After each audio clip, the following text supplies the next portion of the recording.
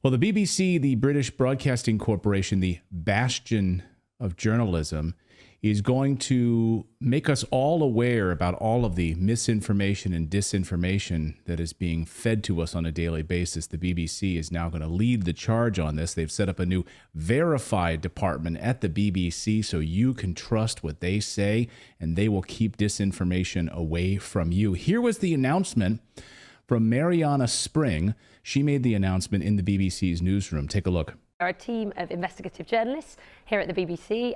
We are also a new brand and we are a physical location above the newsroom in London. And the point of the team, as you said, is to verify video, to fact check, to counter disinformation and to analyse really complex stories so we can get to the truth of what's going on.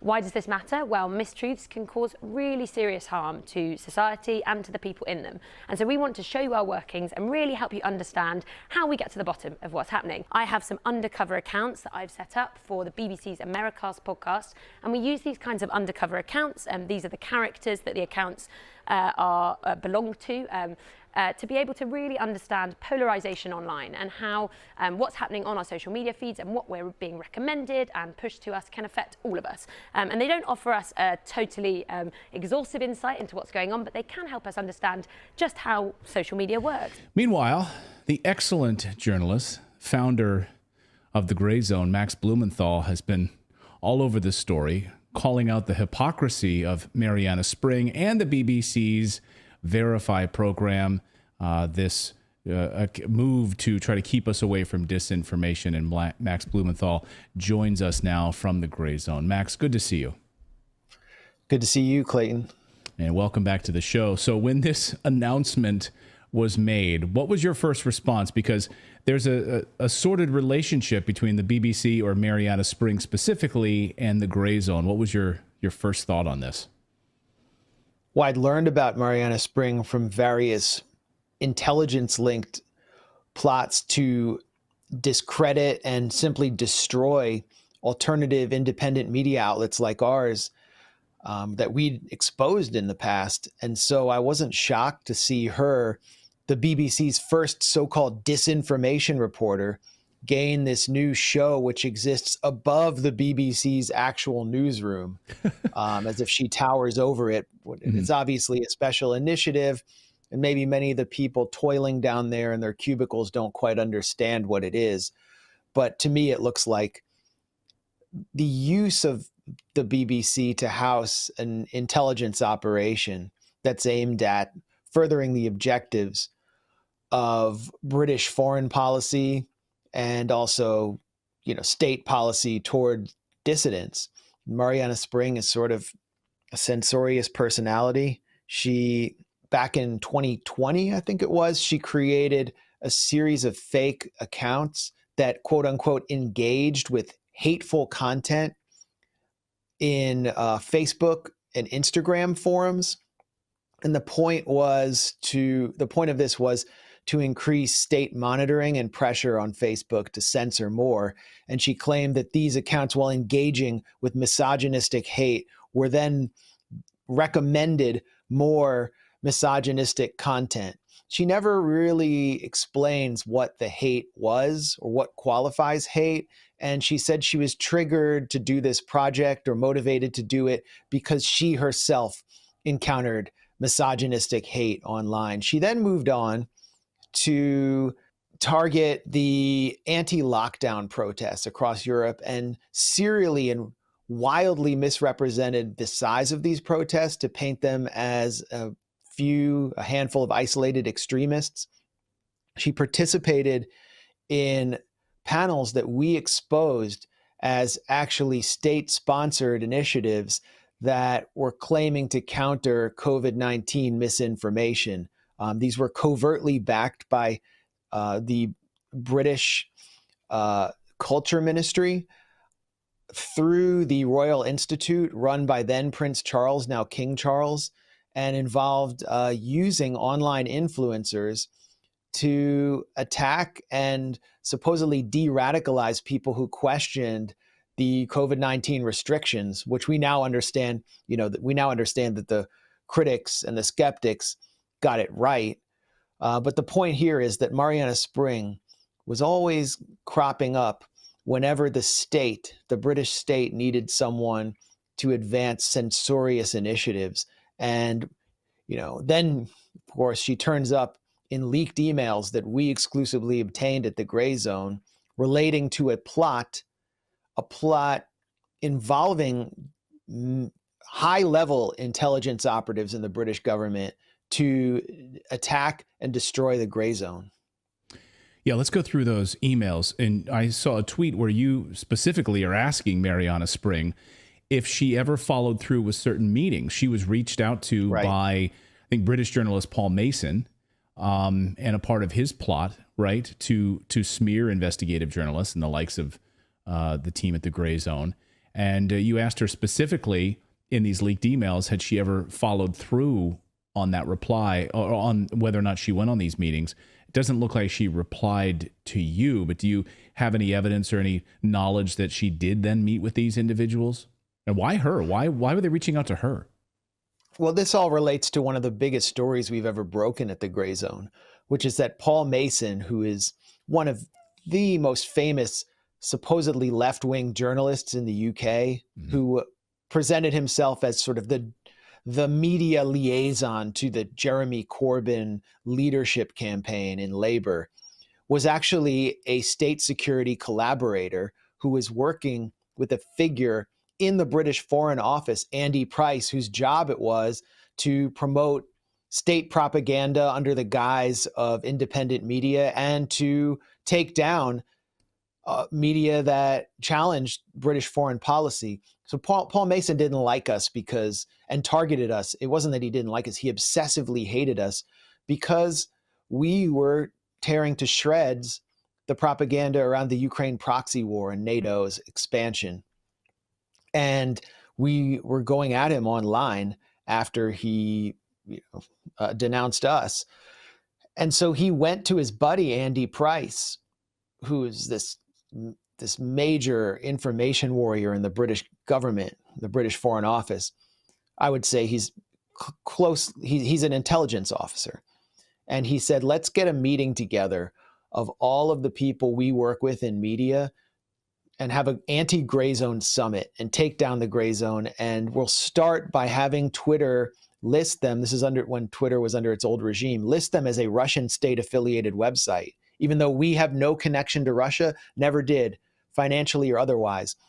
And he said, let's invite Mariana Spring from the BBC. It wasn't him, it was another intelligence operative named Amil Khan, said, let's invite Mariana Spring from the BBC.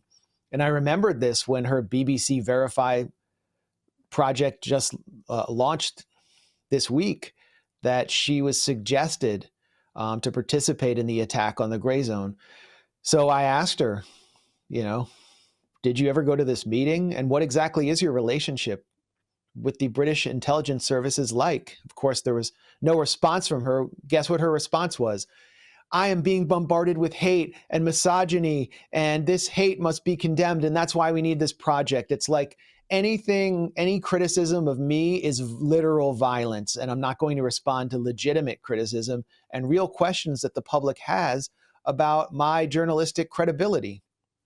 Right. It's like Nina Jankowicz 2.0, the Exactly. Misinformation Governance Board from the Department of Homeland Security. Didn't they learn their lesson? So, yeah.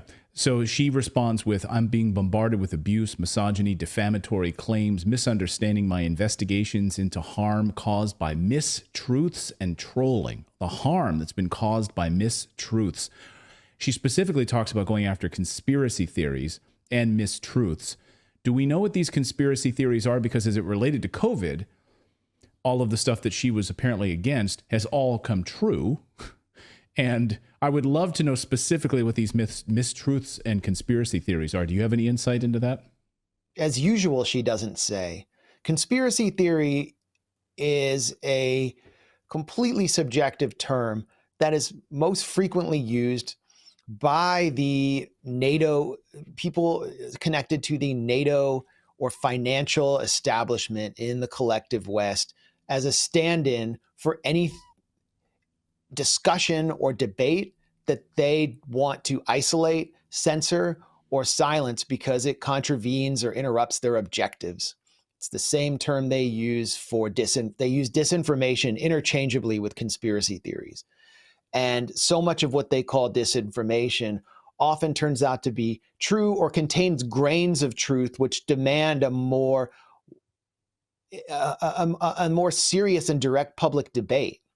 And the public senses that they're using censorship instead of debate because they can't actually engage directly with these ideas that are so threatening to them, and that they're using democracy, liberal democracy, as a false veneer, a patina for an autocratic regime. Whereas, you have countries like China or Russia, which will just outright censor on the grounds of national security. But in the West, they have to maintain the veneer of liberal democracy. So they bring in figures like Mariana Spring or Nina Jankowicz to create the momentum for the state to come in and then start removing accounts. And then where do they do it? They do it in our new digital commons, which are these privately owned outlets controlled by Silicon Valley oligarchs. And it all depends on the relationship between those oligarchs and the state. And that's why they're so frustrated about Twitter, because Elon Musk has said, I don't want any relationship with the Biden administration. I don't like them. I want an alternative regime.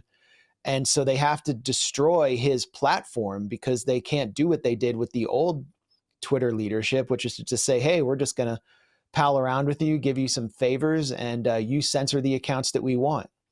And we know now through the Twitter files or through the lawsuit by the Missouri Attorney General that Twitter was taking direction from the Biden White House on which accounts to censor, including like an Anthony Fauci parody account. So Mariana Spring is just taking this to the next level. The next level is going after Twitter as an entire platform. Yeah, I think you're absolutely right about that. Well, I know I'll be tuning into the BBC to get all of my truthful news going forward. The Disinformation Verify program. We'll be watching it closely. And we'll see how long it lasts, actually, see if the BBC pulls the plug sooner, just as quickly as the Department of Homeland Security did with the Nina Jankowicz program. I'm glad you raised that question, Clayton, because I don't think it's going to last that long. The public is up in arms. Yeah, it seems like I can't imagine that this lasts longer than the weekend, but maybe I'll be shocked. I'll be shocked next week if it's still around and if Mariana still has her high, lofty job at the BBC above the newsroom. One website that I read every day, it's a must-read website. One of the really the standard in journalism is the Gray Zone. I encourage all of you to subscribe. Make sure you go over and support independent journalism and what the team at the Gray Zone does. Max Blumenthal, great to see you as always. Thanks a lot, Clayton.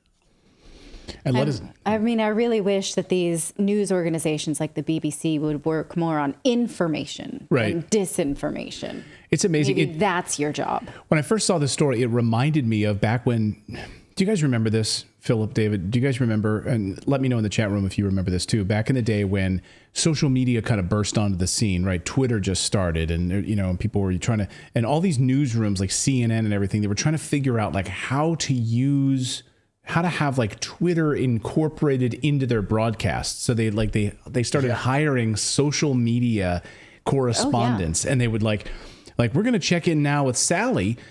She's in our social media studio. Like, what are people saying about what we're talking about? I did that during the 2008 election on CBS News. They made you do that? Oh I did that for the 2008 Obama you'd get election. Yeah. Yeah. But it just reminds me. CBS It just reminds show. me of this. Yeah.